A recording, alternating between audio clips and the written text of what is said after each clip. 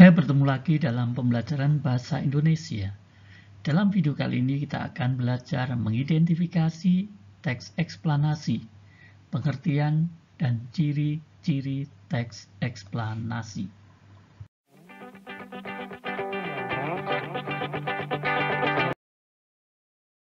Adapun tujuan pembelajaran dalam video kali ini yaitu, setelah pembelajaran, peserta didik mampu 1.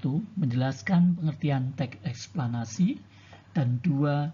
Mengidentifikasi ciri-ciri teks eksplanasi. Nah, memulai pelajaran ini silahkan kalian perhatikan gambar-gambar berikut ini. Apa pendapatmu tentang gambar-gambar berikut ini? Nah, setelah kalian mencermati gambar tersebut, maka kita akan mulai untuk mengenal apa itu teks eksplanasi.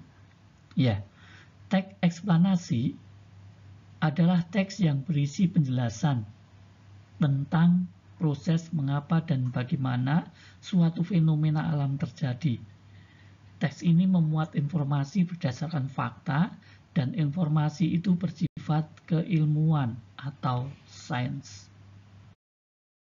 Berikut ini beberapa contoh judul untuk teks eksplanasi yang bersumber dari fenomena alam. Yang pertama, proses terbentuknya batu bara. Kedua, terjadinya siang dan malam. 3, matahari terbit dari timur. 4, proses terjadinya gunung. Dan 5, gunung meletus. Selanjutnya mari kita cermati satu buah teks eksplanasi yang berjudul Gunung Meletus. Mari kita baca bersama-sama. Gunung meletus merupakan salah satu bencana alam yang sudah banyak diketahui. Di Indonesia, bencana gunung meletus sudah sering terjadi. Hal ini disebabkan letak geografis Indonesia yang berada pada pertemuan 3 lempeng besar bumi, yaitu lempeng Eurasia, lempeng Indo-Australia, dan lempeng Pasifik. Selain itu, Indonesia termasuk wilayah cincin api Pasifik. Wilayah ini sering mengalami gempa bumi dan letusan gunung berapi yang mengelilingi cekungan Samudra Pasifik. Wilayah yang dilalui cincin api Pasifik ini tentu mempunyai gunung berapi yang masih aktif. Gunung meletus terjadi karena endapan magma di dalam perut bumi yang didorong keluar oleh gas bertekanan tinggi.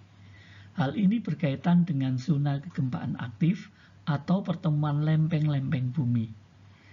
Batas lempeng tersebut memiliki ketekanan yang sangat tinggi mencapai 1000 derajat Celcius yang dapat melelehkan material bebatuan di sekitarnya menjadi magma.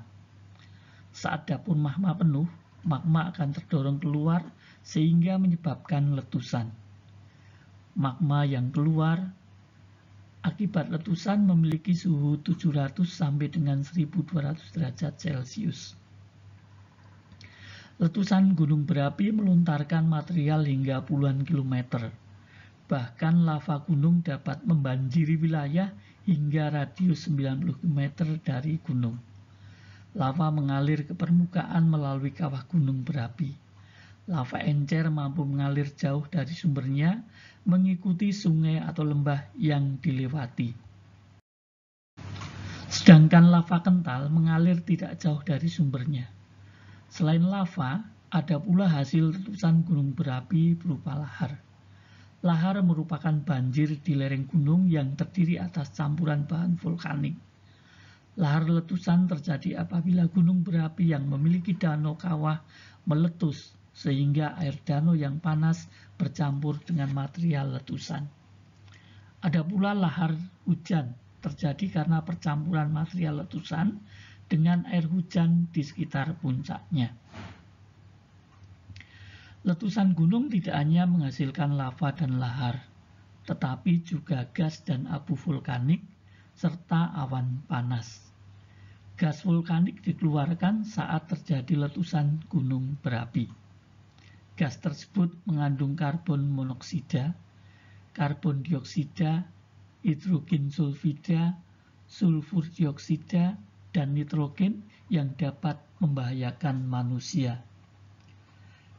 Gas vulkanik biasanya keluar bersamaan dengan abu vulkanik yang juga berbahaya. Abu vulkanik berupa material yang sangat halus sehingga mudah terbawa angin dan jangkauannya hingga ratusan kilometer. Hal yang juga sangat membahayakan adalah awan panas. Awan ini merupakan material vulkanik yang paling mematikan. Kandungan awan panas terdiri atas gas fluor, belerang, gas asam, magnesium, dan kalium. Ketebalan awan panas mulai dari 30 sampai dengan 1000 meter dengan suhu yang berkisar antara 350 sampai dengan 1000 derajat Celcius atau lebih. Tidak heran jika korban gunung meletus yang terkena awan panas dapat mengalami luka bakar, sesak napas, hingga kematian. Pada umumnya korban meninggal akibat terkena panas yang menyerang tubuh. Banyak kerugian yang dialami oleh manusia akibat gunung meletus ini.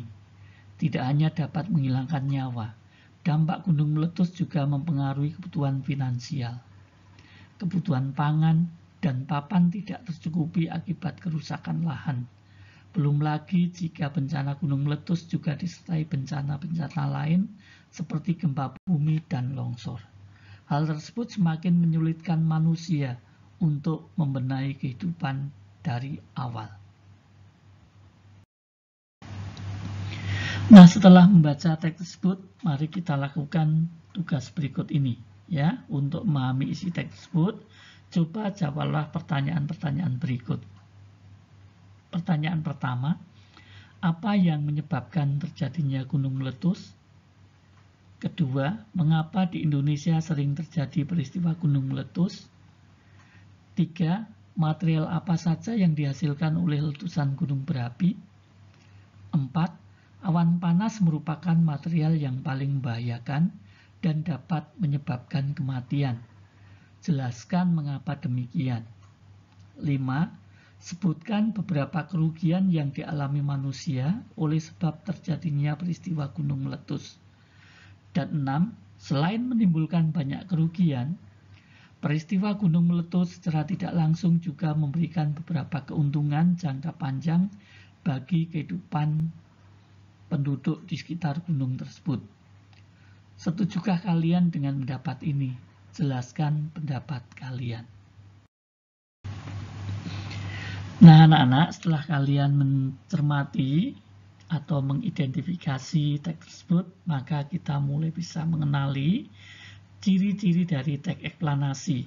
Ya, teks eksplanasi memiliki ciri-ciri seperti berikut. Yang pertama, dilihat dari strukturnya, teks eksplanasi terdiri dari judul, pernyataan umum, deretan penjelas, serta interpretasi. Kedua, teks berisi penjelasan tentang proses mengapa dan bagaimana suatu fenomena alam terjadi.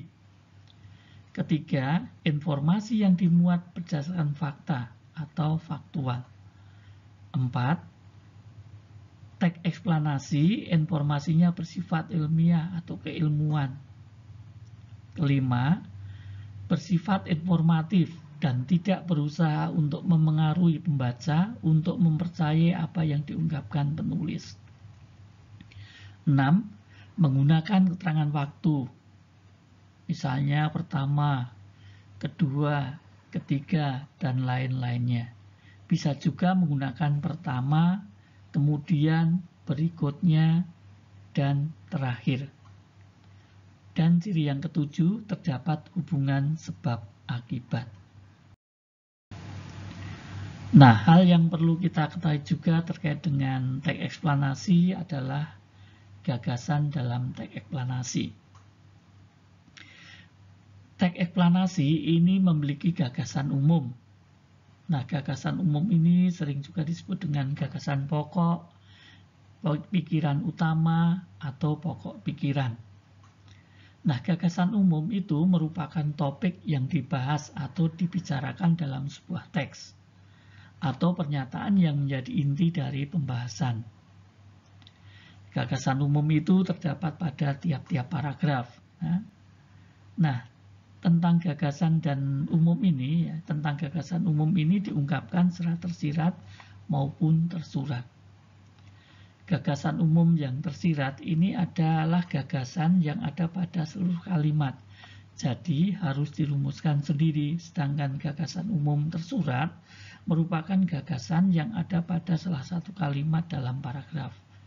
Bisa di awal, akhir, atau awal dan akhir. Nah, bagaimanakah cara menentukan gagasan umum itu? Nah, berikut ini beberapa cara untuk menentukan gagasan umum. Pertama, baca keseluruhan kalimat dalam teks. Pahami seluruh isinya, kemudian ajukan pertanyaan apa yang dibicarakan atau dibahas dalam teks tersebut. Kedua, temukan kalimat utama dalam paragraf. Kalimat utama itu mengandung gagasan pokok yang kemudian dijelaskan melalui kalimat-kalimat penjelas. Selanjutnya, simpulkan gagasan umum melalui inti kalimat. Setelah menemukan kalimat utama tiap-tiap paragraf, kemudian carilah inti kalimat tersebut dengan mengambil subjek dan predikatnya saja. Lalu buatlah kesimpulannya. Nah, sekarang kalimat utama itu ciri-cirinya seperti apa toh? Berikut ini ciri-ciri kalimat utama. Yang pertama, kalimat utama itu mengandung topik permasalahan yang dapat dijabarkan lebih lanjut. Kedua, kalimat utama biasanya berupa sebuah kalimat lengkap yang dapat berdiri sendiri. Ketiga, kalimat utama memiliki arti yang jelas tanpa dihubungkan dengan kalimat lain. Keempat, kalimat utama dibentuk tanpa kata sambung atau transisi. Dan yang kelima, pada paragraf induktif, kalimat utama ditandai dengan kata-kata berupa kesimpulan. Seperti misalnya, sebagai kesimpulan, oleh karena itu, jadi, oleh sebab itu, dan dengan demikian. Nah, setelah bersama-sama memahami bagaimana cara mengidentifikasi teks eksplanasi, mari kita lakukan tugas berikut ini. Ya. Kerjakan tugas berikut dengan lengkap. Bacalah kembali teks berjudul Gunung Meletus, kemudian A. Tentukan kalimat utama dan gagasan utama tiap paragraf teks tersebut. B. Buatlah simpulan isi teks tersebut berdasarkan gagasan utama yang kalian temukan. Nah, silahkan kerjakan tugas tersebut dengan sebaik mungkin sebagai bahan untuk latihan. Selamat belajar dan terima kasih.